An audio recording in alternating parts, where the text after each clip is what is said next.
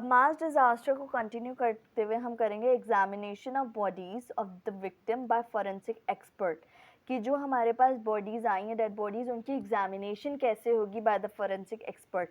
सबसे पहले क्या होगा कि ईच बॉडी को आइडेंटिफाई किया जाएगा, उनकी कॉज ऑफ डेथ डिटरमाइन की जाएगी कि भाई उनका डेथ सर्टिफिकेट बनाकर इशू किया जाएगी। WHO के अकॉर्डिंगली ये 3 क्राइटेरिया की बात कर रहे हैं हम। अब डेथ सर्टिफिकेट की बात होगी, उसके बाद ये है कि कुछ एविडेंस इस तरीके के निकाले जाएं कि वो डिज़ास्टर से रिलेटेड हों, कि जो इन्वेस्टिगेशन ऑफ डिज़ास्टर में हेल्प करें। जैसे टॉक्सिकोलॉजिकल एनालिसिस करवाई जाए, एग्जाम्पल के तौर पे कि टॉक्सिकोलॉजी, कोई टॉक्सिन्स तो नहीं था उसमें, उसके बेसिस पे सैंपल्स कलेक्ट कर लिए जाएँ।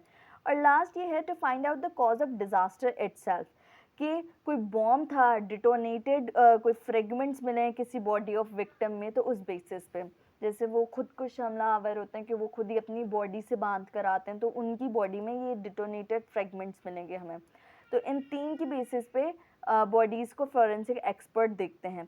उसके बाद ये है कि डिज़ास्टर्स में बॉडी कितनी डैमेज हुई है, उसके क्लोथ पे क्या हुआ, अफेक्ट हुआ है, वेदर ट्रॉमेटिक फोर्सेस या फायर आर्म्स। ये बहुत इंपॉर्टेंट है किसी भी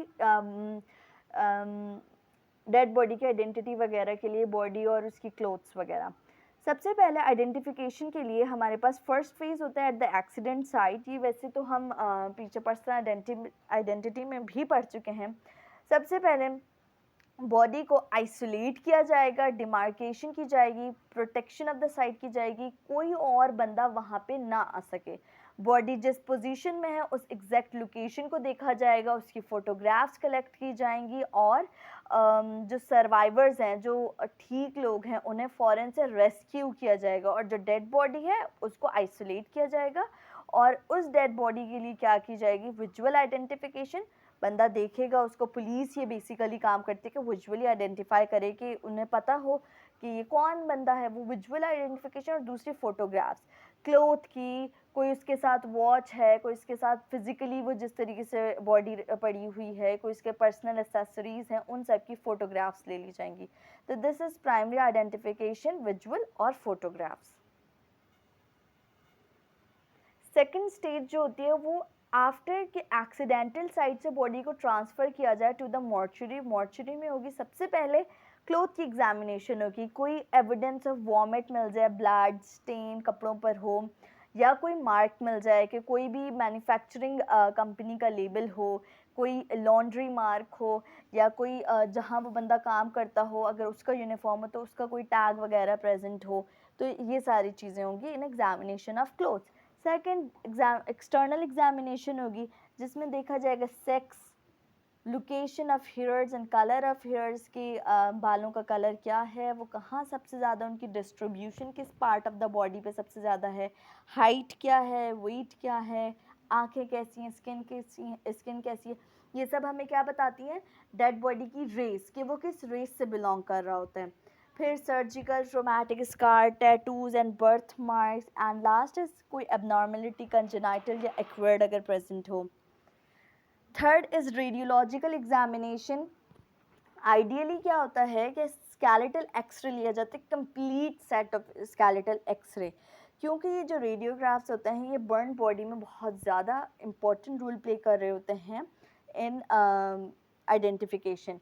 फिर इंटरनल ऑटोप्सी की जाएगी कि कोई इंटरनल ऑर्गन की एब्सेंस मिले हमें, कोई सर्जिकली ऑर्गन को रिमूव किया हुआ हो, कोई पोस्ट सर्जिकल स्टेट मिले जैसे गैस्ट्रोएंट्रोस्टोमी हुई हो पेशेंट डेड बॉडी की, कोई evidence of pre existing disease की, वो डिज़ास्टर से पहले कोई ऐसी उसको डिजीज़ थी, कोई इंटरनल इंजरी मिली हो जिसकी वजह से डेथ हो गई है।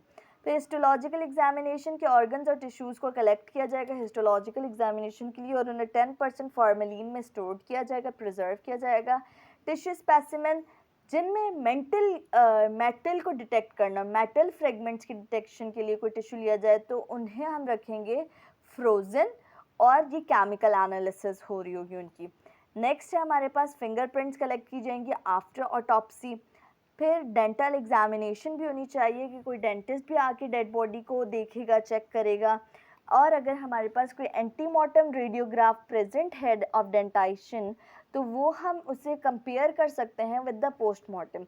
एंटीमॉर्टम को रख के पोस्टमॉर्टम से कंपेयर किया जा सकता है। और डेंटल टेक्निक की जाएंगी, दैट इज़ डीएनए फिंगरप्रिंटिंग। अब ये डीएनए फिंगरप्रिंटिंग जो होती है, इसका सैंपल जो सबसे ज़्यादा लिया जाता है that is from the femoral shaft, और ये एंथ्रोपोलॉजिस्ट यहाँ से सैंपल कलेक्ट करते हैं। Third phase is the last phase in the identification, कि जो हमें बॉडी से हमने जितना भी डेटा, जो भी इंफॉर्मेशन कलेक्ट की है, उसको उसके प्रीवियस डेटा के साथ वो करना, कंपेयर करना, और कंपेयर करके उसकी बॉडी की इन सब बेसिस पे, रिकॉर्ड्स की बेसिस पे आइडेंटिफिकेशन डेवलप करना। This is the third and the final phase, कि जिसमें हमारे पास आइडेंटिफिकेशन डेवलप हो जाएगी। अब लास्ट टॉपिक बचा है सुपर इम्पोजिशन, बहुत छोटा सा, नेक्स्ट वीडियो में करके ख़त्म करते हैं।